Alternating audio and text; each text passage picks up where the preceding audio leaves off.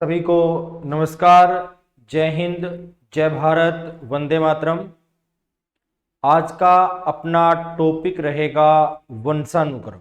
अपने सिलेबस में वंशानुक्रम और वातावरण दोनों टॉपिक हैं, दोनों हमें यहां करने पड़ेंगे। हो सकता है पेपर में पूछ लिया जाए। तो आज का अपना टॉपिक क्या रहेगा? वंशानुक्रम रहेगा। टॉपिक क्या है? वंशानुक्रम, हेरिडिटी। वंशानुक्रम, हेरिडिटी। जो वंशानुक्रम है, वंशानुक्रम को मनोविज्ञान में कई अन्य नामों से भी जाना जाता है। जैसे वंशानुक्रम को वंशवाद, वंश परंपरा, आनुवांशिकता, पैतृकता, इन सभी नामों से भी जाना जाता है। वंशानुक्रम को वंशवाद, वंश परंपरा, आनुवांशिकता, पैतृकता, इन सभी नामों से भी जाना जाता है। जो वंशानुक्रम है, अगर पूछा जाए कि वंशानुक्रम का या आनुवांशिकी शब्द का सर्वप्रथम प्रयोग किसने किया, आनुवांशिकी शब्द का सर्वप्रथम प्रयोग किसने किया, तो ये शब्द किसने लिया काम में? बेटसन ने। कई जगह सीधा बेटसन लिखा जाता है, कई जगह इसका नाम लिखा जाता है विलियम बेटसन। तो चाहे बेटसन आए चाहे विलियम बेटसन आए, इन्होंने पहली बार आनुवांशिकी शब्द को काम में लिया है। अगर प्रश्न पूछा जाए कि आनुवांशिकता का जनक, प्रतिपादक या पिता किसे माना जाता है, रीट लेवल फर्स्ट 2021 में यह प्रश्न पूछा गया था कि आनुवांशिकता का पिता कौन है। तो आनुवांशिकता का पिता माना जाता है ग्रेगर मेंडल को। मेंडल को आनुवांशिकता का जनक, पिता या प्रतिपादक माना जाता है। जो आनुवांशिकता है, आनुवांशिकता का वाहक किसे माना जाता है, तो आनुवांशिकता का वाहक माना जाता है जीन को। और जीन क्या है, तो जीन है ये वंशानुक्रम से संबंधित या गुणसूत्र से संबंधित। आनुवांशिकता का वाहक कौन हो जाएगा? जीन। और जीन है ये गुणसूत्र की सबसे छोटी इकाई मानी जाती है। जो जीन शब्द है, जीन शब्द का सर्वप्रथम प्रयोग किया है जोहानसन ने। जीन शब्द किसके साथ जोड़ा जाएगा? जोहानसन के साथ में जोड़ा जाएगा। अब वंशानुक्रम है क्या या आनुवांशिकता है क्या, तो सामान्य इसका अर्थ क्या रहेगा? सामान्यतः इसका अर्थ रहेगा कि संतानों को अपने माता पिता, दादा दादी और परिवार के अन्य सदस्यों से जो भी गुण, विशेषता या अवगुण प्राप्त होते हैं वे आनुवांशिकता के नाम से या वंशानुक्रम के नाम से जाने जाते हैं। संतानों को अपने माता पिता, दादा दादी और परिवार के अन्य सदस्यों से जो भी गुण, विशेषता और अवगुण प्राप्त होते हैं वही वंशानुक्रम या आनुवांशिकता के नाम से जाने जाते हैं। अगर पूछा जाए कि आनुवांशिकी तत्परता का विचार किसके द्वारा दिया गया, आनुवांशिकी या आनुवांशिकता तत्परता का विचार किसके द्वारा दिया गया, तो हाइडी केलर के द्वारा दिया गया। दोबारा देखें, वंशानुक्रम के अन्य नाम तो वंशवाद, वंश परंपरा, आनुवांशिकता, पैतृकता। आनुवांशिकी शब्द का सर्वप्रथम प्रयोग विलियम बेटसन के द्वारा किया गया। आनुवांशिकता के पिता या प्रतिपादक ग्रेगर मेंडल को माना जाता है। आनुवांशिकता का वाहक जीन को माना जाता है। जीन गुणसूत्र की सबसे छोटी इकाई है। जीन शब्द का सर्वप्रथम प्रयोग बहुत बार आ जाता है कि जो जीन शब्द है, जीन शब्द का सर्वप्रथम प्रयोग किसने किया है, तो जीन शब्द का सर्वप्रथम प्रयोग जोहानसन ने किया। आनुवांशिकता है क्या, तो संतानों को अपने माता पिता, दादा दादी और परिवार के अन्य सदस्यों से जो भी गुण, विशेषता या अवगुण प्राप्त होते हैं वे आनुवांशिकता के नाम से जाने जाते हैं। आनुवांशिकी तत्परता के विचार के साथ हाइडी केलर को जोड़ा जाता है। अनुवांशिकी तत्परता के विचार के साथ हाइडी केलर को जोड़ा जाता है। एनसीईआरटी की किताब का प्रश्न है, ये इंपॉर्टेंट हो सकता है। लिखें, वंशानुक्रम को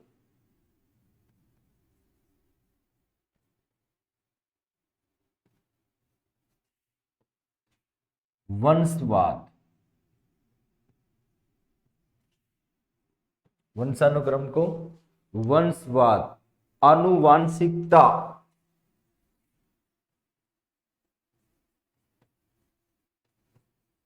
आनुवांशिकता, आनुवांशिकी,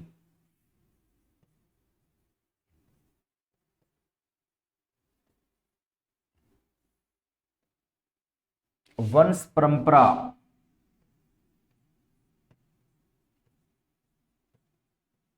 वंश परंपरा, पैतृकता,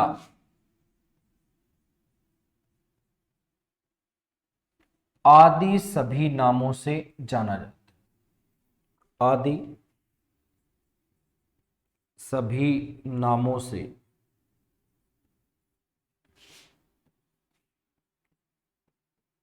जाना जाता है।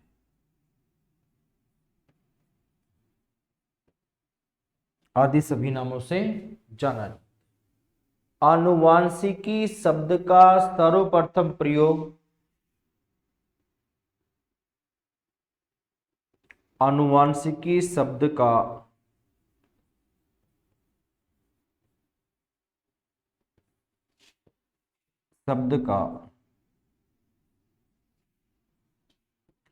सर्वप्रथम प्रयोग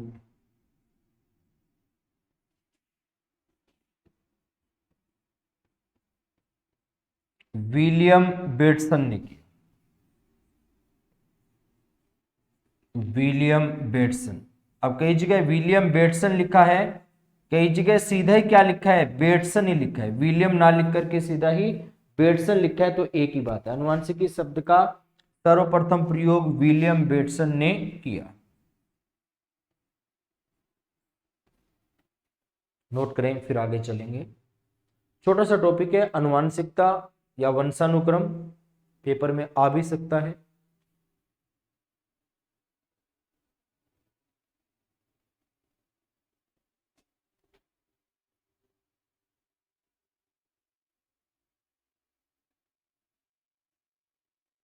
चलें आगे।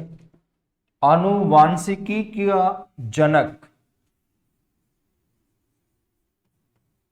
आनुवांशिकी का जनक ग्रेगर मेंडल, ग्रेगर मेंडल। ये रीट 2021 में पूछा भी गया है। अगर पूछा जाए कि आनुवांशिकी है ये किस विज्ञान की शाखा है, हालांकि हम इसको पीटीआई में भी पढ़ लेते हैं, फर्स्ट ग्रेड में भी पढ़ लेते हैं, सेकंड ग्रेड में भी पढ़ लेते हैं, रीट में, सी टेट में, सभी जगह पढ़ते हैं, लेकिन ये मूलतः शाखा किसकी है, तो आनुवांशिकी जीव विज्ञान की शाखा। आनुवांशिकी जीव विज्ञान की शाखा, जीव विज्ञान की शाखा। आनुवांशिकी किसकी शाखा है, तो जीव विज्ञान की शाखा है। वंशानुक्रम का वाहक जीन को माना जाता है। वंशानुक्रम आ जाए, आनुवांशिकी आ जाए, बात एक ही है। वंशानुक्रम का वाहक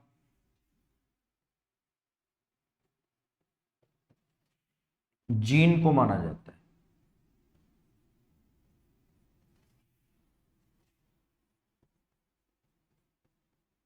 वंशानुक्रम का वाहक किसे माना जाता है, जीन को। जीन गुणसूत्र की सबसे छोटी इकाई है। जीन गुणसूत्र की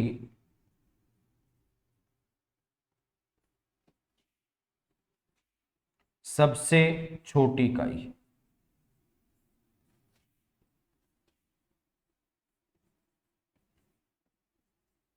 सबसे छोटी इकाई।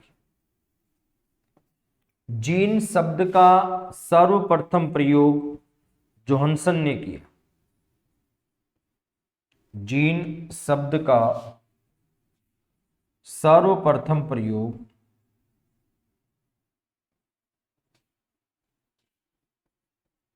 जोहानसन ने किया।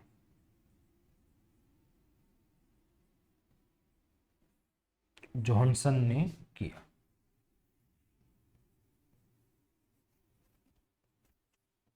नोट करें, फिर आगे चलें।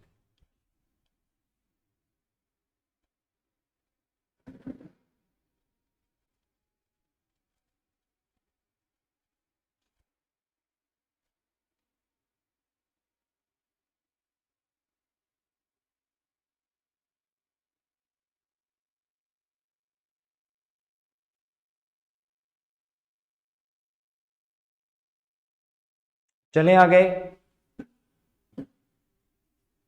उसके बाद अर्थ देखें क्या कुछ रहेगा। वंशानुक्रम का अर्थ देखें, उसके बाद परिभाषा भी लिखेंगे। अर्थ में क्या है कि संतानों को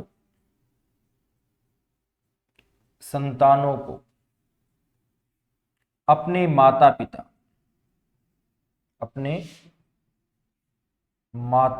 पिता, दादा दादी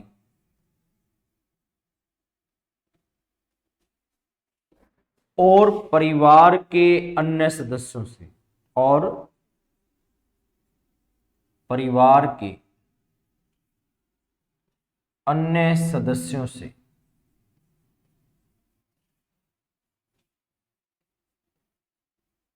जो भी गुण विशेषता और अवगुण प्राप्त होते हैं, गुण विशेषता और अवगुण प्राप्त होते हैं,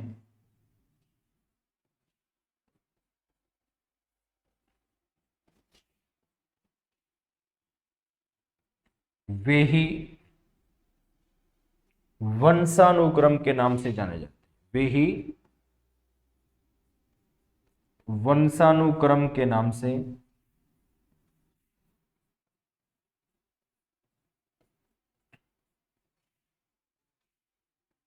जाने जाते हैं। वे किसके नाम से जाने जाते हैं? वंशानुक्रम के नाम से जाने जाते हैं। 2-4 परिभाषा हमें करनी है, अर्थ लिखें। उसके बाद रूथ वेटिक की है, बीएन झा की है, डगलस हॉलैंड की है। 2-4 परिभाषाएं हमें करनी है।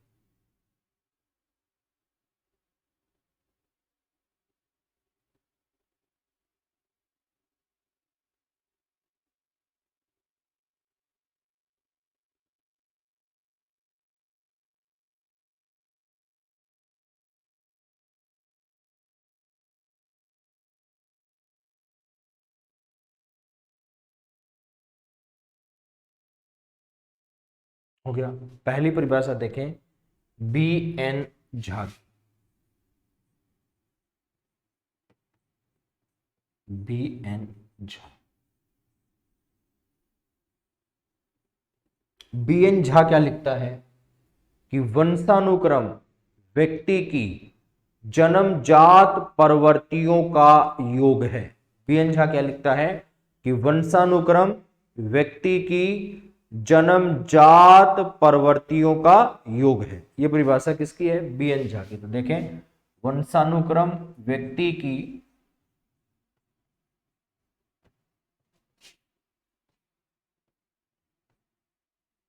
जन्मजात प्रवृत्तियों का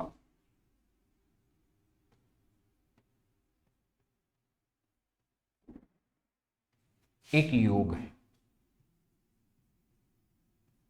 जन्मजात प्रवृत्तियों का एक योग है। उसके बाद दूसरी परिभाषा आएगी रूथ वेडिक्ट की। रूथ वेडिक्ट,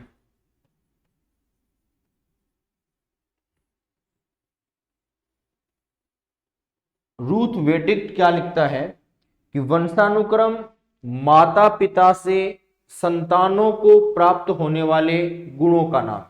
रूथ वेडिक्ट क्या लिखता है कि वंशानुक्रम माता पिता से संतानों को प्राप्त होने वाले गुणों का नाम है। तो रूथ वेडिक्ट वंशानुक्रम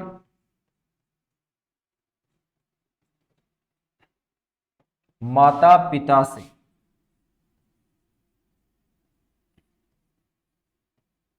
संतानों को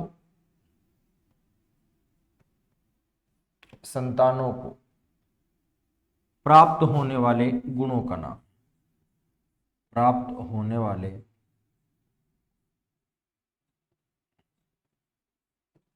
गुणों का नाम है।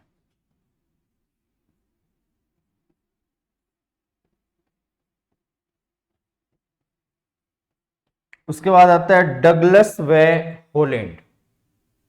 तीसरी परिभाषा किसकी रहेगी, पहले ये नोट करें फिर बताऊंगा मैं। डगलस व होलैंड।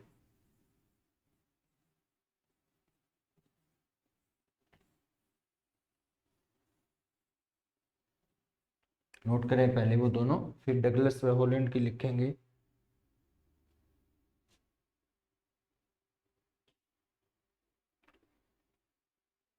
डगलस व होलैंड क्या लिखता है कि एक व्यक्ति के वंशानुक्रम में उन सभी शारीरिक विशेषताओं, शारीरिक बनावट, क्रियाकलाप और क्षमताओं को शामिल किया जाता है।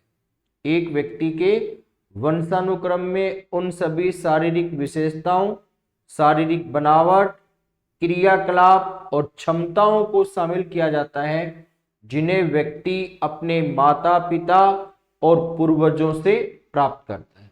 जिन्हें व्यक्ति अपने माता पिता और पूर्वजों से प्राप्त करता है। तो लिखें, एक व्यक्ति के वंशानुक्रम में, एक व्यक्ति के वंशानुक्रम में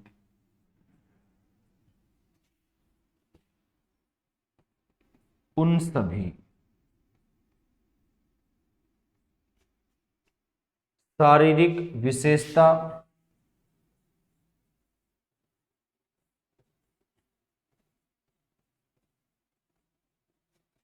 शारीरिक बनावट,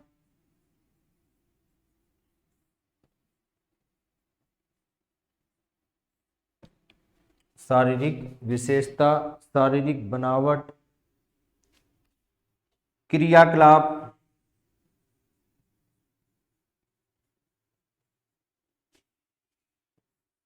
व क्षमताओं को शामिल किया जाता है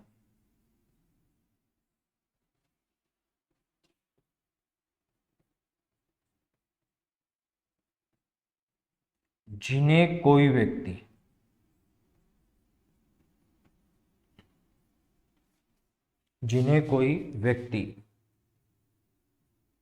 अपने माता पिता, थोड़ी बड़ी परिभाषा है, अपने दिखाई तो दे रहा है ना, हाँ, अपने माता पिता व पूर्वजों से प्राप्त करते हैं। अपने माता पिता व पूर्वजों से प्राप्त करते हैं।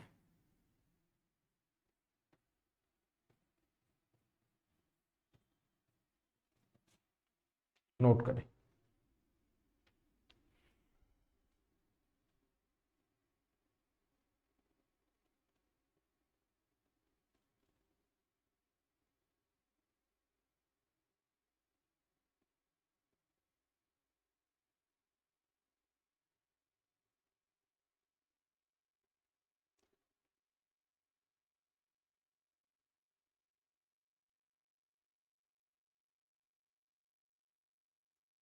चले आगे।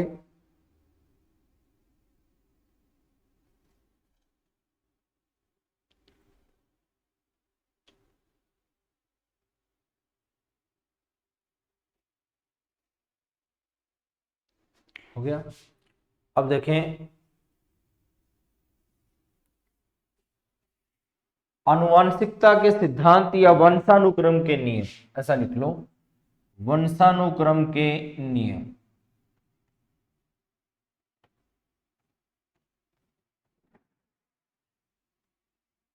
वंशानुक्रम के नियम, पहला नियम आएगा बीजकोश की निरंतरता का नियम।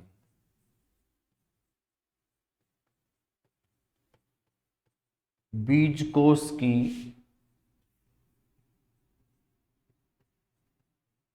निरंतरता का नियम।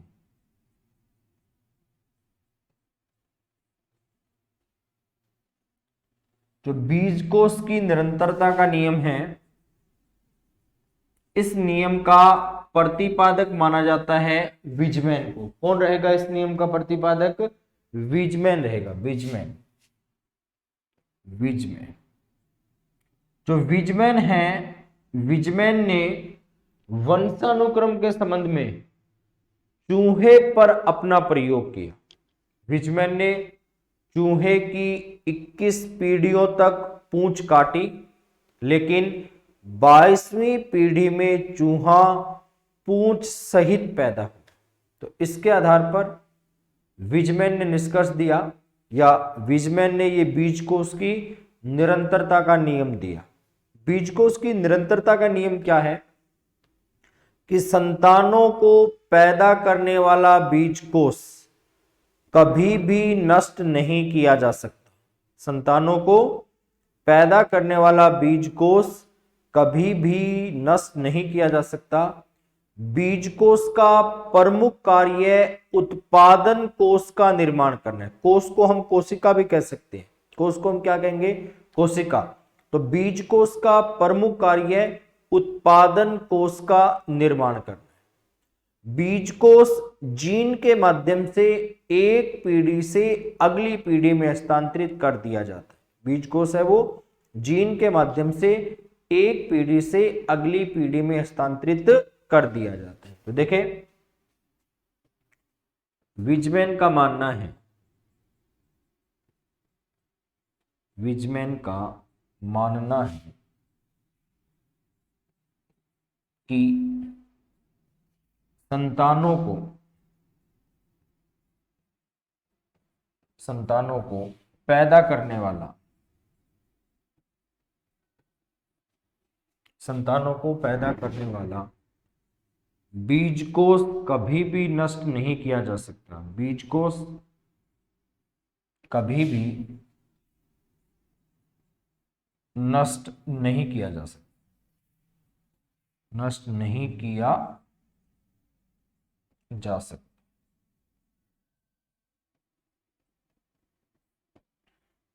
बीजकोश का प्रमुख कार्य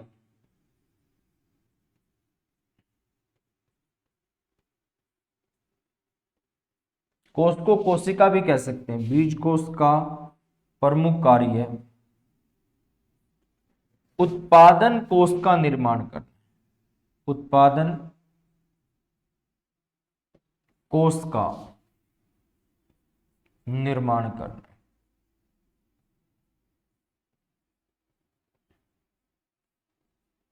उत्पादन कोश का क्या करना है? निर्माण करना। जीन के माध्यम से बीजकोश एक पीढ़ी से अगली पीढ़ी में हस्तांतरित कर दिया जाता है। जीन के माध्यम से बीजकोश एक पीढ़ी से, आवाज तो सही आ रही है ना? जीन के माध्यम से बीजकोश एक पीढ़ी से अगली पीढ़ी में, अगली पीढ़ी में हस्तांतरित कर दिया जाता है। हस्तांतरित कर दिया जाता है।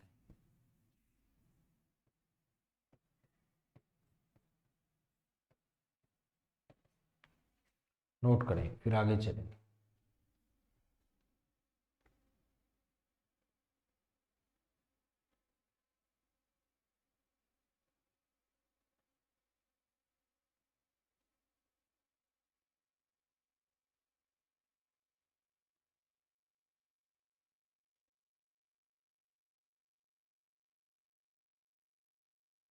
चलिए आगे।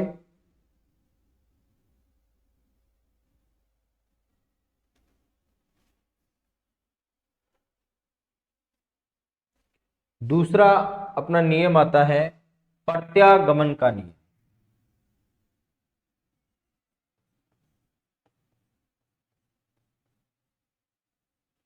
प्रत्यागमन का नियम।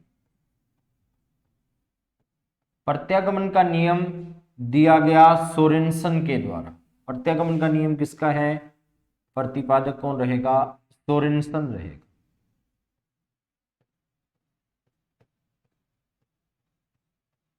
सोरेनसन क्या लिखता है? विपरीत जाना, वापस जाना, उल्टा जाना। प्रत्यागमन के लिए विपरीत जाना, वापस जाना या उल्टा जाना।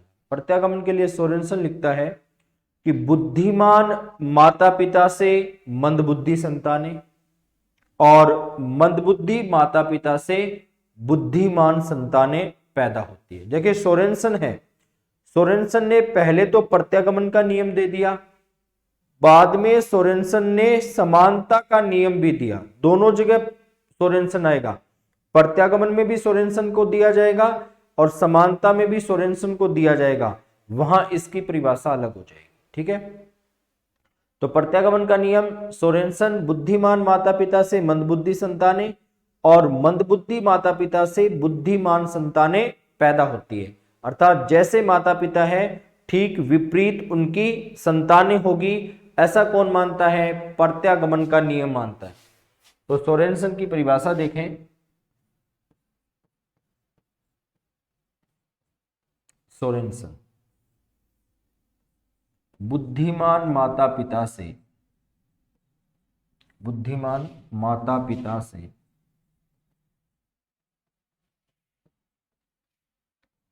मंदबुद्धि संतानें, बुद्धिमान माता पिता से मंदबुद्धि संतानें तथा मंदबुद्धि माता पिता से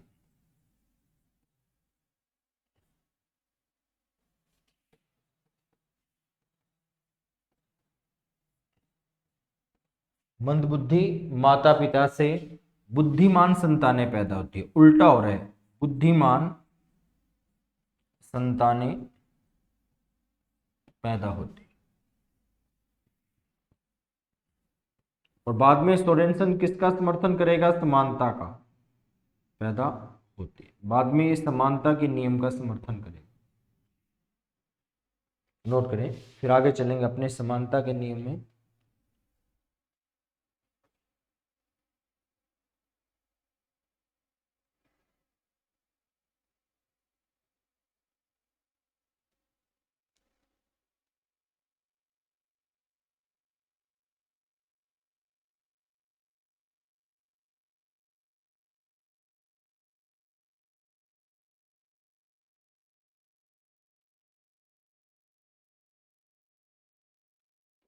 तीसरा कौन सा है?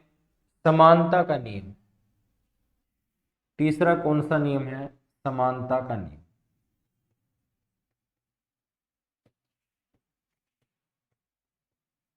और समानता के नियम का समर्थन किस किस ने किया है? देखें, दोनों की परिभाषा अब आपको याद रखनी पड़ेगी। समर्थन कौन कौन करता है? गोडार्ड और सोरेनसन। गोडार्ड व सोरेनसन दोनों, ये नाम पहले भी आया था सोरेनसन का। पहली परिभाषा किसकी है? गोडार्ड की है। गोडार्ड सीधी परिभाषा देता है कि बुद्धिमान माता पिता से बुद्धिमान संतानें और मंदबुद्धि माता पिता से मंदबुद्धि संतानें पैदा होती है। अर्थात जैसे माता पिता होते हैं उन्हीं के समान उनकी संतानें होंगी, उन्हीं के समान उनकी शारीरिक संरचना होगी, उन्हीं के समान उनका व्यवहार होगा। ये कौन सा मानता है? समानता का नियम। तो गोडार्ड क्या लिखता है कि बुद्धिमान माता पिता से बुद्धिमान संतानें और मंदबुद्धि माता पिता से मंदबुद्धि संतानें पैदा होती है। सोरेनसन यहां क्या लिखता है कि बुद्धिमान माता पिता से बुद्धिमान संतानें, सामान्य बुद्धि माता पिता से सामान्य संतानें, मंदबुद्धि माता पिता से मंदबुद्धि संतानें पैदा होती है।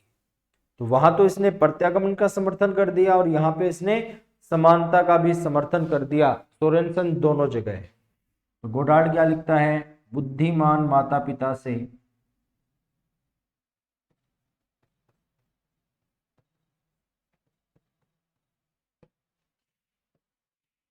बुद्धिमान संतानें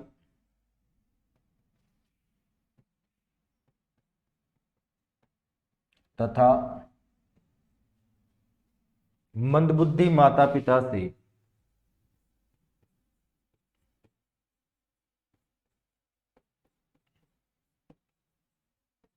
मंदबुद्धि माता पिता से मंदबुद्धि संतानें पैदा होती है। मंदबुद्धि संतानें पैदा होती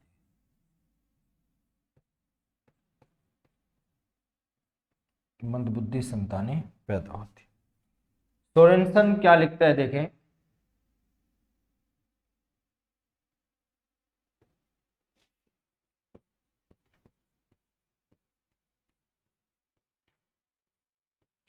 सोरेनसन क्या लिखता है, बुद्धिमान माता पिता से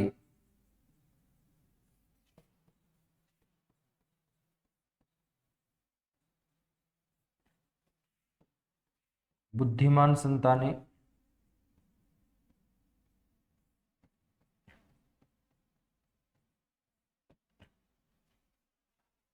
सामान्य बुद्धि माता पिता से सामान्य बुद्धि संतानें सामान्य बुद्धि माता पिता से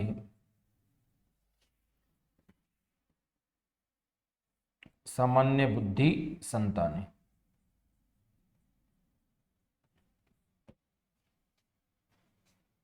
मंदबुद्धि माता पिता से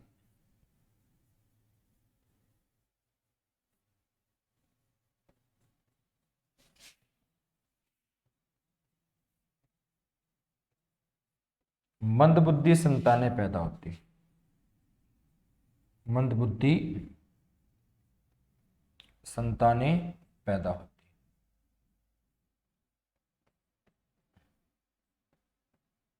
है। मंदबुद्धि संतानें पैदा होती है। नोट करें, फिर आगे चलेंगे।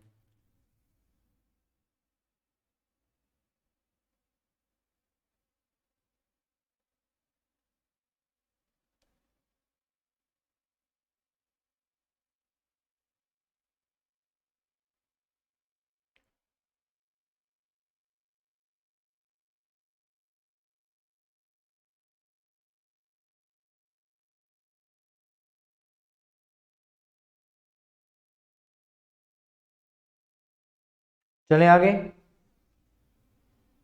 उसके बाद चौथा सिद्धांत आता है अर्जित गुणों के संक्रमण का सिद्धांत। चौथा सिद्धांत क्या रहेगा, अर्जित गुणों के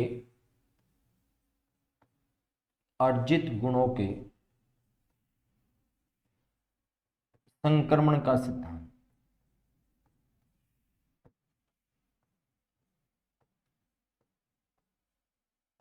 नियम लिख सकते हैं, सिद्धांत लिख सकते हैं।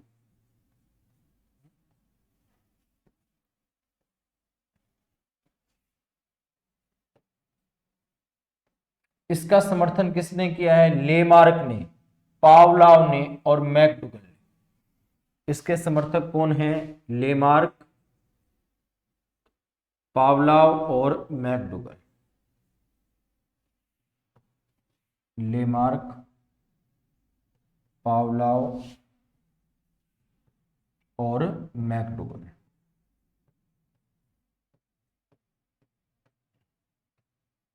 ये क्या लिखते हैं, तीनों विद्वान, तीनों मनोवैज्ञानिक क्या लिखते हैं कि माता पिता अपने जीवन काल में जिन गुण विशेषताओं को या अवगुणों को प्राप्त करते हैं उनका प्रभाव उनकी संतानों पर पड़ता है। अर्जित गुणों में कि माता पिता अपने जीवन काल में जिन गुण विशेषता और अवगुणों को प्राप्त करते हैं उनका प्रभाव उनकी संतानों पर पड़ता है ना। अगर कोई बेकार व्यक्ति है और उसके बच्चे भी बेकार है तो ऐसा कह देते हैं कि इसके तो बाप दादा भी ऐसे ही थे, ये भी ऐसे ही काम करेगा। तो बाप दादा भी बेकार थे तो कौन सा है, अर्जित गुणों के संक्रमण का नियम। देखें, इसके अनुसार माता पिता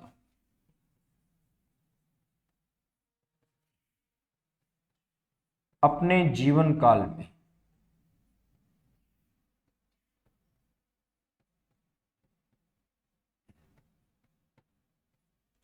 जिन गुण विशेषता और अवगुणों को, जिन गुण विशेषता व अवगुणों को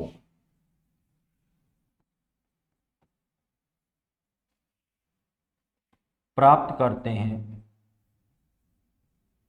अवगुणों को प्राप्त करते हैं, उनका प्रभाव उनकी संतानों पर पड़ता है, उनकी संतानों पर पड़ता है। ये रहेगा अर्जित गुणों के संक्रमण का नियम।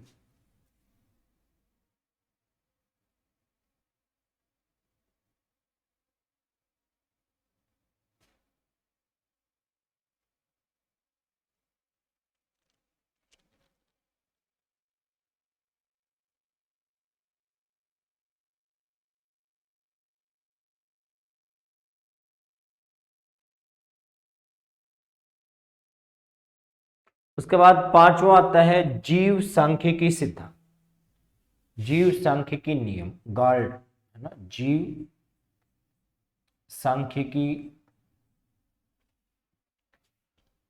जीव सांख्यिकी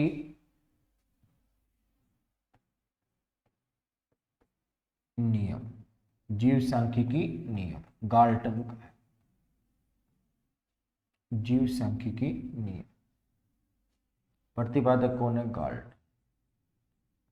गाल्टन ने अपने नियम में दो चीजों को स्पष्ट किया है। गाल्टन अपने नियम में दो चीजों को स्पष्ट करता है। पहली बात तो क्या है कि संतानें केवल माता पिता से ही गुण विशेषताओं को प्राप्त नहीं करती, माता पिता के साथ साथ दादा दादी से भी गुण विशेषताओं को प्राप्त करेगी।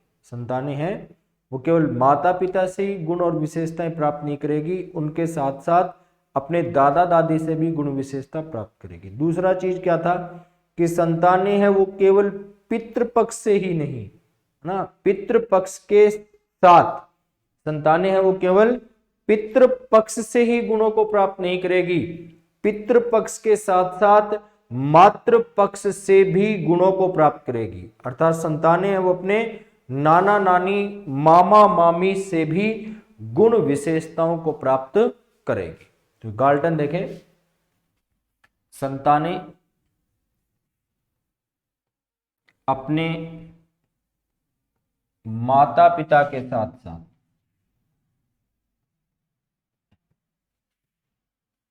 माता पिता के साथ साथ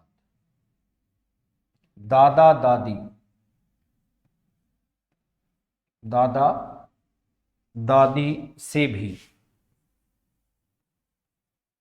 गुण विशेषता प्राप्त करेगी, दादा दादी से भी गुण विशेषता प्राप्त करेगी। पहली बात। दूसरी बात देखें, संतानें हैं वे अपने मातृपक्ष, संतानें अपने मातृपक्ष, है ना, मातृपक्ष, मामा नाना नानी आदि से भी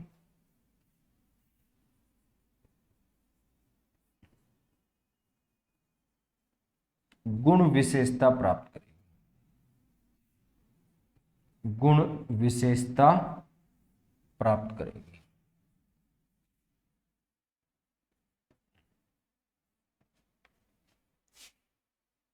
उसके बाद मेंडलवाद, ना, मेंडलवाद प्रतिपादक कौन रहेगा? मेंडल रहेगा। अगला नियम कौन सा रहेगा? मेंडलवाद, प्रतिपादक मेंडल।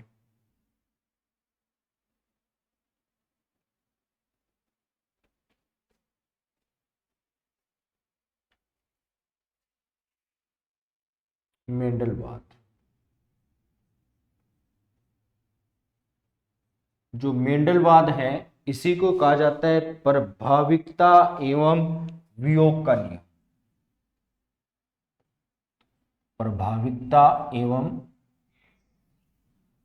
वियोग का नियम, प्रभाविकता एवं वियोग का नियम। प्रतिपादक कौन रहेंगे? प्रतिपादक रहेंगे मेंडल।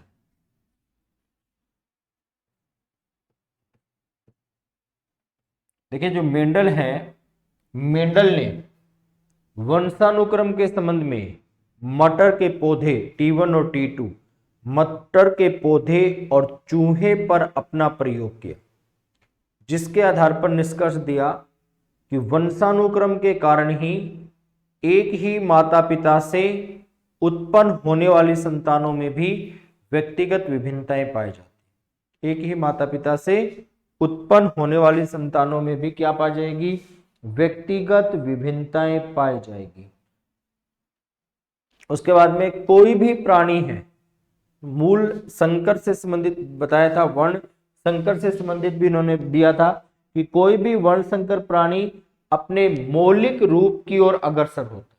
कोई भी वर्ण संकर प्राणी है वो अपने मौलिक रूप की ओर अग्रसर होता है। प्रयोग किस पे किया था? चूहे और मटर के पौधे, मटर के पौधे प्लस चूहे पर। निष्कर्ष देखें, पहला, कोई भी वर्ण संकर प्राणी, कोई भी वर्ण संकर प्राणी अपने मौलिक रूप की ओर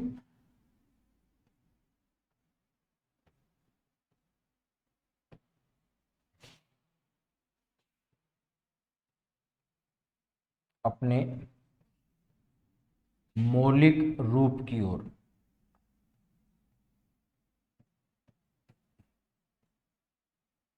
अपने मौलिक रूप की ओर अधिक अग्रसर होती है, अधिक अग्रसर होती है।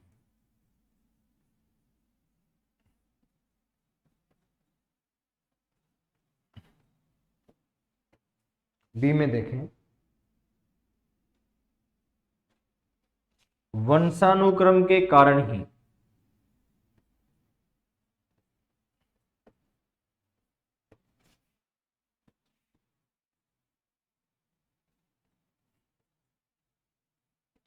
एक ही माता पिता से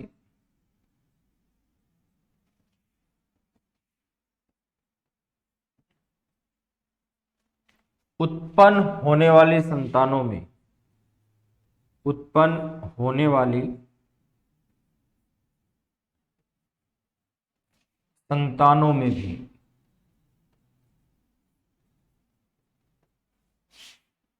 व्यक्तिगत विभिन्नताएं पाई जाती हैं, व्यक्तिगत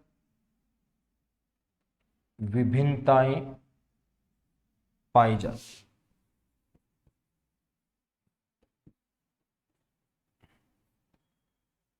क्या पाई जाएगी? व्यक्तिगत विभिन्नता पाई जाएगी। तो ये कुछ वंशानुक्रम के नियम रहेंगे। अब हमें बताना है बाल विकास में वंशानुक्रम की भूमिका। ज्यादा महत्वपूर्ण मैटर नहीं है, कौन सा विचार है उसका समर्थन किसने किया है ये आपको याद रखना है। जैसे मूल शक्तियों पर प्रभाव थॉर्नडाइक, सामाजिक स्थिति पर प्रभाव विन्सिक, है ना, शारीरिक संरचना पर प्रभाव कार्ल पियर्सन। तो किस मनोवैज्ञानिक ने किस चीज का समर्थन किया है, किस विचार का समर्थन किया है, वही आपको याद करना है। लिखें, बाल विकास में वंशानुक्रम की भूमिका।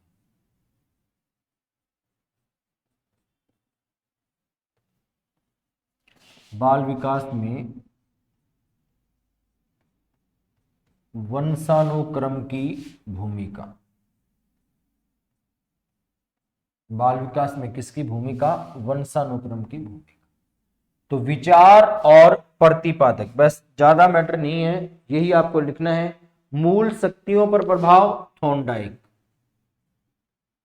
मूल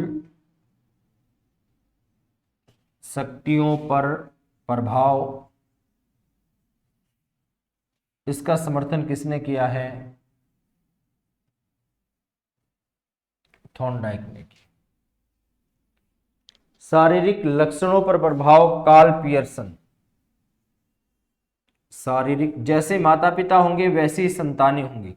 शारीरिक लक्षणों पर प्रभाव,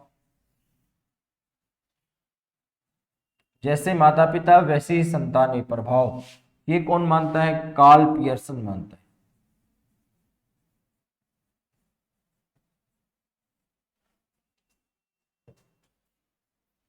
तीसरा अपना आता है प्रजाति की श्रेष्ठता पर प्रभाव, क्लीनबर्ग, प्रजाति की श्रेष्ठता पर प्रभाव किसका रहेगा? क्लीनबर्ग का रहेगा।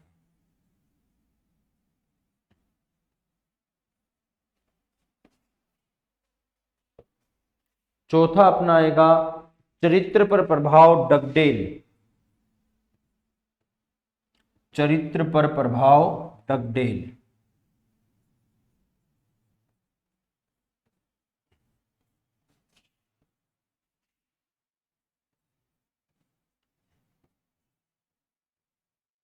चरित्र पर प्रभाव डगडेल।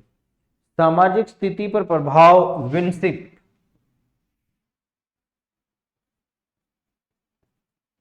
सामाजिक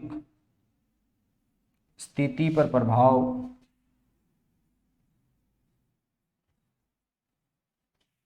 विन्सिक।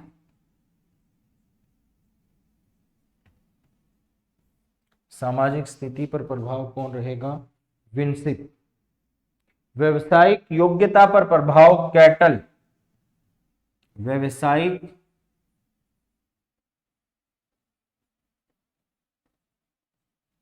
योग्यता पर प्रभाव कैटल।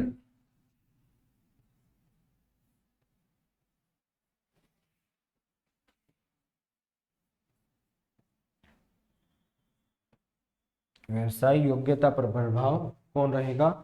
कैटल रहेगा। महानता पर प्रभाव गाल्टन,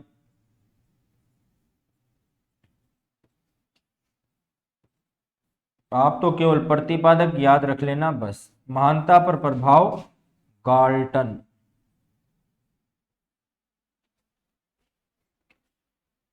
चलें एक बार रिवाइज कर लेते हैं फटाफट। वंशानुक्रम का टॉपिक अपना पूरा, एक टॉपिक वातावरण का है, छोटा सा है, वो भी हमें करना है।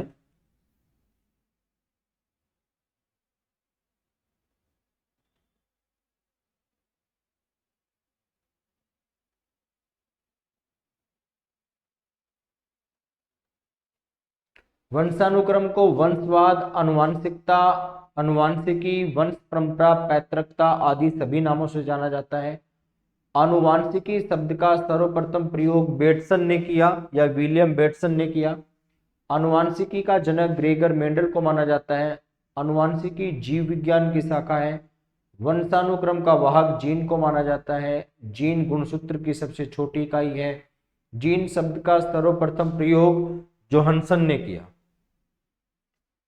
वंशानुक्रम कहेंगे किसे? तो संतानों को अपने माता पिता, दादा दादी और परिवार के अन्य सदस्यों से जो भी गुण, विशेषता और अवगुण प्राप्त होते हैं वे वंशानुक्रम के नाम से जाने जाते हैं। बी.एन. झा, वंशानुक्रम व्यक्ति की जन्मजात प्रवृत्तियों का योग है।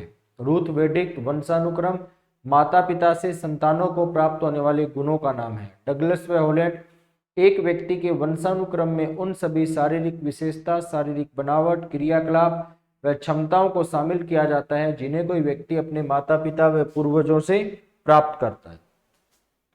वंशानुक्रम का नियम पहला है बीजकोष की निरंतरता का नियम। विजमैन का मानना है कि संतानों को पैदा करने वाला बीजकोष कभी भी नष्ट नहीं किया जा सकता। बीजकोष का प्रमुख कार्य उत्पादन कोष का निर्माण करना है। जीन के माध्यम से बीज को एक पीढ़ी से अगली पीढ़ी में हस्तांतरित कर दिया जाता है। प्रत्यागमन का नियम सोरेनसन, बुद्धिमान माता पिता से मंदबुद्धि संतानें और मंदबुद्धि माता पिता से बुद्धिमान संतानें पैदा होती है। समानता का नियम गोडार्ड और सोरेनसन। गोडार्ड लिखता है कि बुद्धिमान माता पिता से बुद्धिमान संतानें और मंदबुद्धि माता पिता से मंदबुद्धि संतानें पैदा होती है। सोरेनसन लिखता है कि बुद्धिमान माता पिता से बुद्धिमान संतानें, सामान्य बुद्धि माता पिता से सामान्य बुद्धि संतानें और मंदबुद्धि माता पिता से मंदबुद्धि संतानें पैदा होती है। अर्जित गुणों के संक्रमण का नियम समर्थन करता है लेमार्क, पावलाव और मैकडोगल। इसके अनुसार माता पिता अपने जीवन काल में जिन गुण विशेषताओं और अवगुणों को प्राप्त करते हैं उनका प्रभाव संतानों पर पड़ता है। जीव सांख्यिकी गाल्टन, संतानें अपने माता पिता के साथ साथ दादा दादी से भी गुण विशेषता प्राप्त करेगी। संतानें अपने मातृपक्ष मामा नाना नानी से भी गुणों को प्राप्त करेगी। मेंडलवाद, इसे प्रभाविकता एवं वियोग का नियम भी कहा जाता है। प्रतिपादक मेंडल है जिसने चूहे और मटर के पौधे पर प्रयोग किया और निष्कर्ष दिया कि कोई भी वर्णसंकर प्राणी या वस्तु अपने मौलिक रूप की ओर अगर अधिक अग्रसर होना चाहती है। दूसरा, वंशानुक्रम के कारण ही एक माता पिता से उत्पन्न होने वाले संतानों में भी व्यक्तिगत विभिन्नताएं पाई जाती है। बाल विकास में वंशानुक्रम की भूमिका, मूल शक्तियों पर प्रभाव थॉर्नडाइक, शारीरिक लक्षणों पर प्रभाव कार्ल पियर्सन, प्रजाति की श्रेष्ठता पर प्रभाव क्लीनबर्ग, चरित्र पर प्रभाव डगडेल, सामाजिक स्थिति पर प्रभाव विंसिप, व्यावसायिक योग्यता पर प्रभाव कैटल और महानता पर प्रभाव गाल्टन। अभी के लिए इतना ही। जय हिंद, जय भारत, वंदे मातरम।